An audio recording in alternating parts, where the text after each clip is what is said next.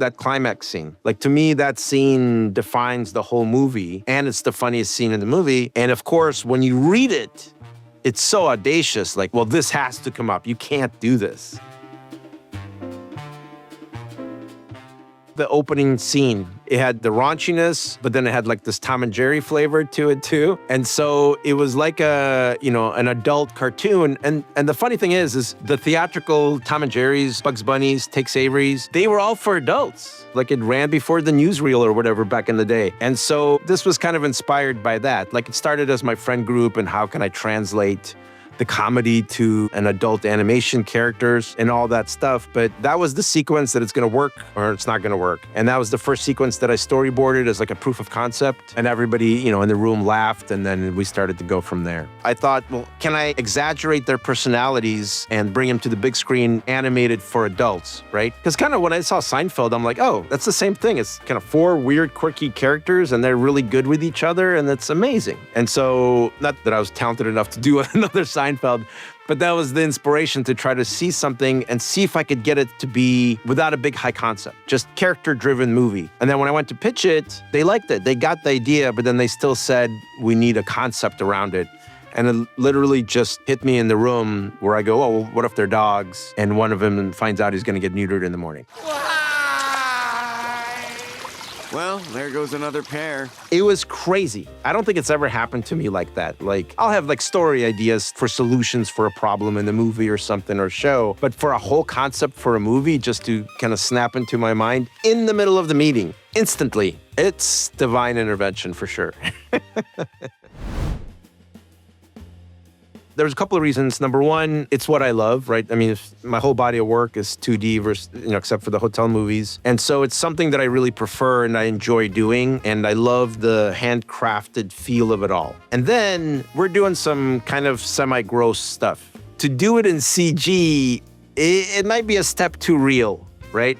And then it stops being funny and just starts being kind of gross. Like, I don't really want to stare at dog balls for, for a whole movie. But when it's kind of drawn really cute and stuff, it's kind of okay and you forget about it. And so we even did an assignment where we tried to do it in CG. So we did a bull model of it and it was like, it looks okay. And as soon as we started to build out the balls, it was just gross, and for me, the humor went away and it just becomes too graphic. It's gonna be just the 3 of us now, so we might as well get to know each other properly.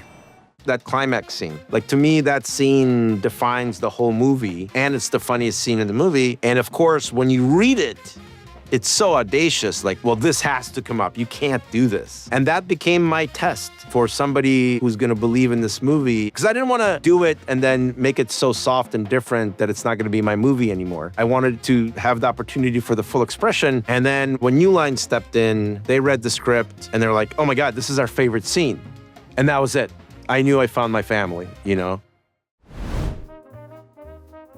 Making movies is difficult because I've got you for 90 minutes. You want to have ups and downs, highs and lows, right? It's the pacing, and doing the 3 Hotel Transylvania movies, there's this kind of second act doldrums. And I think for every movie, sometimes it's questionable. And so it was finding the rhythm of this movie, and because it's comedy and you want to be funny, I want to take the audience on a ride where they're kind of with me and it doesn't slow down too much. And so finding the ebbs and flows of this movie was challenging, and the balance of heart, emotion, crazy raunch, and the humor and the character development. Finding what the tone and the feel of this movie, because I can't point to something else and go like, oh, I'm copying that. It's instinctual, and nowadays, I've been trying to storyboard as much as I can because I'm better at it. I don't struggle as much as I did with the drawing when I first started. And I enjoy it. I really enjoy telling the story and coming up with gags and all that stuff. I'll draw a sequence and then I'll pitch it to myself and I'll go, oh, this feels really short. I need to open this up. And then when you watch the movie, same thing. Like, oh, this feels very short, or this feels way too long. I'm losing the audience. There is this crazy feel when you sit, especially with a test audience, but even when I sit with executives and some of the people that work on the crew, you have this feeling like, oh, I lost everybody, And then you got to go, okay, I know this part, I need to redo and blah, blah, blah, blah. Yeah. This is a goddamn show. Excuse me, it's pronounced Shih Tzu.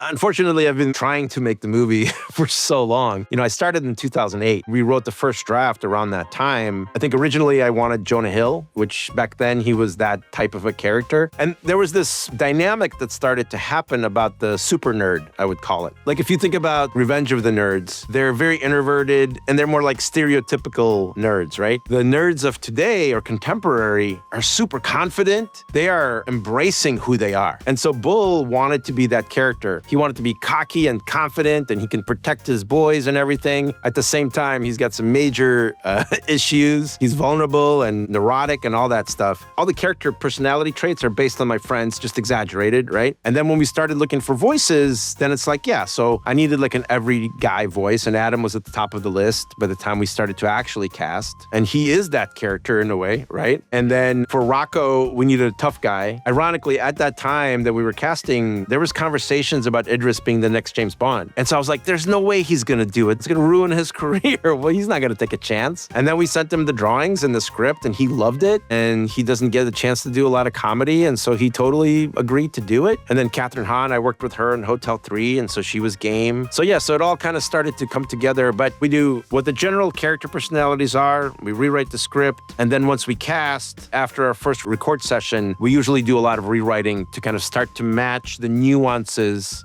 of our voices now to the characters, so it's kind of like an organic process. So I'll set up the scene for them. So when they read the lines, they know where the jokes are. They know what I'm going for. And so really, I just direct the pacing. And the hardest part is, every single character was recorded individually without the others to play on. And so that's the crazy part. So if you've got a scene between Rocco, Bull, and Fetch, like in the beginning, those were all recorded sometimes months apart. So then I have to be like, okay, well, he did it this way. This is the general pace and rhythm of the scene. So, Idris is reading it a little slower. I need to get him speed up. So that's all the direction I give, is try to, in my head, picture how all this is going to blend together. And this was during COVID too, part of it. So it was like, I wish I can get everybody in the booth and to do it because the energy would be a little different. I think it would be a little better, but I don't think anybody can tell because I've had like 6 people in a booth and there's a energy that builds with all these people in the same place. That's amazing. Gandhi, thank you so much for your time. This has been amazing. I'm really excited for people to see this film and sit on their couches and laugh. So thank you so much. Awesome. I appreciate it. Thank you. I'm not gonna lie to you, your pinky dinky is out. Gotta go, gotta go! Your ball's on a milk carton, because they've gone missing. Aha! Aha! Get in there, boy! What?